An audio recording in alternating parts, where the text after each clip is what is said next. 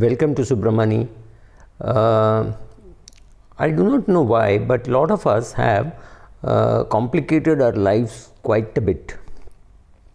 Go back to the 1960s or 70s, assuming you were born in the 60s or even in the 70s.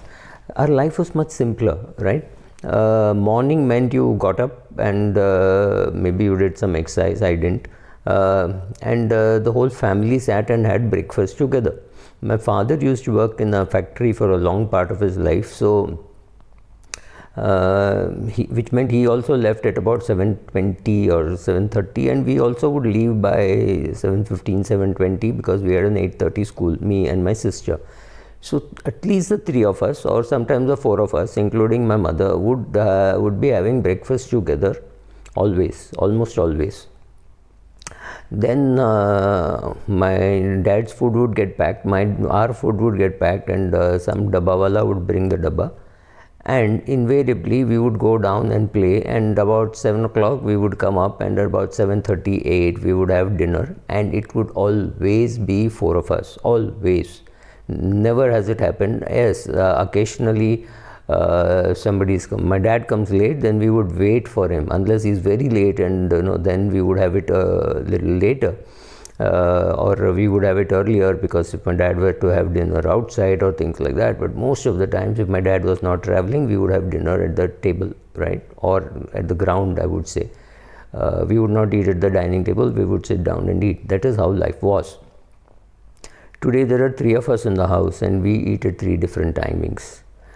My wife eats at a perfectly correct time, and my timing fluctuates between anything between 12:15 to 2. My daughter would again fluctuate between 12:30 and 2, or 2:15 to 2:30 also. And when my daughter works, she's in the third month of articles, and she works till 2 a.m. and 3 a.m., right? That's how we have made our lives. And I hear a lot of people say things like, oh, I don't get time to do this, I don't get time to do that. I do not know how many 60-year-olds would run in the rain with their hands stretched out and enjoying the rain. They don't do it. It's a choice that we have made. Don't blame the outside world. Don't say times have changed and things have changed. There are many people who have made a choice that they will go out and have fun in the rain. They will go cycling, they will go running, they will go walking, right? It is a choice that you make. It's a choice that you allow technology to rule you. There is nothing in switching off your phone at say 9 p.m. or something like that and switching it on at say 6 a.m., right? You can do it. Of course, you feel that people will want to call you in an emergency. You want to leave your phone on. That's a great idea. Leave it in a different room, because if it rings, you will always wake up and come there, right? Don't keep it with you. You can make those choices. We make these choices, and then we blame the whole world for things which go wrong. I mean, it's easy to say, oh, nobody writes letters, but you can make a start. We all find it convenient to use WhatsApp and email at best, but we don't write letters. But why can't you make a start? You have siblings, write to them, see whether they reply. Yes, it will take 15 days for the letter to reach. So be it. There's no great hurry. We are the letter writing generation, right? My parents were, of course, the letter writing generation, but we were the letter writing generation. We gave up. We can't blame our children for saying, oh, they don't write letters. We never taught them. For me, it was very exciting to write letters in summer vacation, and there were some cousins who would reply immediately, and some cousins who would reply after a month, and things like that. But it was great fun writing letters. We gave it up. We loved eating out, right? But we ate out 4 times in a year. Now, if you eat out 4 times in a week, again, that's a choice that you have made. You get tired, you get disorganized. And then you say, oh, life was so easy then. Yes, but we made the choice of not wanting such a simple life. We want a very complicated life. We need entertainment on phone. We need entertainment on television. We need on our laptop. We need so much of information, right? We have too much of data coming to us. I'm not even calling that information. We have too much of data coming to us. What will you do knowing how many people died in Lucknow of COVID? But the data is available to you. Once it's available, then you say, oh, more people have died in UP than in Bihar. More people have died in Kerala than in Goa. More people have died in Goa than in UP. Don't get into all this. It doesn't help. right? And that's time wasted. So you can stop wasting time, you can make your choices. Your children choices are different. Children like to work to different timings. That's fine. I see many kids like that, right? If I am shooting at 3:30 or 4 a.m., they would just be going to bed. For them, it's a Friday night. For me, it's a Saturday morning, right? These things happen. Everybody doesn't have to be pulled into your line of thought, but you can choose your line of thought and stick to it.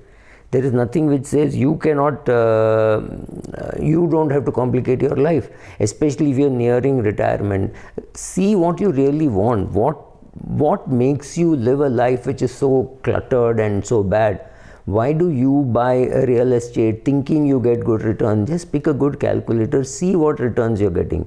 Right? I don't go by what I say or what somebody else says. Put all the numbers in a calculator and see what is the return that you're getting. See what is the return you're getting in your mutual fund. Do you understand what you're getting?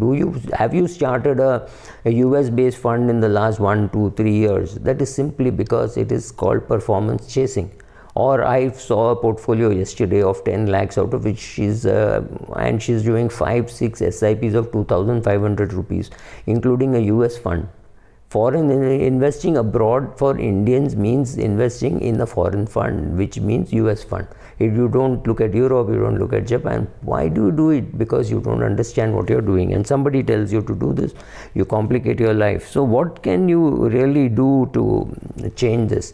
One, write down your goals. Whatever your goals are, wanting to learn the guitar, the veena, the violin, or classical music, whatever, write it down. That's an important goal. Write down what are your goals. Reduce the clutter. Don't keep a bookshelf like this. I just have too many books, right? So I have to pick up and say, honestly look at it and say, will I read it again? If I won't read it, I have to give it to somebody who will read it. That is the greater challenge, right? Anybody who comes to my house, now nobody's been coming for 2 years, I have to see whether that person will read it. There's no point in giving it to somebody who will also throw it away, right? So whether that person will read it is important to me, because otherwise I can just give it to the Raddiwala and I can just get rid of it in one shot, right? That's not the purpose. The purpose is to write books, to create books so that people who read it enjoy it and love it, right? So reduce the clutter, give away things you do not need, of video cameras and still cameras and dresses and shoes and things which you're stuck with, right? Just give them away. It makes no sense to clutter your life with things which you do not need. Then just see what your children are doing. It doesn't matter if your siblings, what your siblings, children, friends are doing. Just pause. Take a deep breath. Like, if you went to a yoga class, you would be told that, right? Take a deep breath. So take a deep breath. See what you must do and what you can do and what you need not do. See what are your wants, what are your needs, whether you're chasing money, right? If you're chasing money and you want to enjoy chasing money, that's different. But if you're chasing money and you don't need the money, or at least you're telling yourself you don't need more money, then why are you chasing money, right? So get that very clear. Don't let technology rule you. You should rule technology. Get out of social media which you're not using. I mean, go to Facebook once a week, go to Twitter twice a week or something like that. Go to LinkedIn once in a month. I hardly go to any of these places. I mean, I hardly go to LinkedIn. I go to Facebook once in 2-3 days and find out which are the birthdays that I've missed, right? I hardly use, Twitter, I'm there more, which is more like a complaining blog. And I'm of course there on social media. My videos are on social media. It's not that I'm not there, but I am not letting social media decide how much time I want to spend on social media, right? So learn to take control of your life. That's the only way to have simplicity, and simplicity is the only way to reduce stress. And we can do it. We did it 20 years ago. We did it 30 years ago. Why are we allowing technology to rule us? We are making the mistake of letting technology rule us, letting our friends rule us, making wrong benchmarks for ourselves. Don't do it. Simplicity is great. Once your life gets simple, it's easy to declutter and simplify your portfolio. Your equity portfolio, your mutual fund portfolio can be simplified.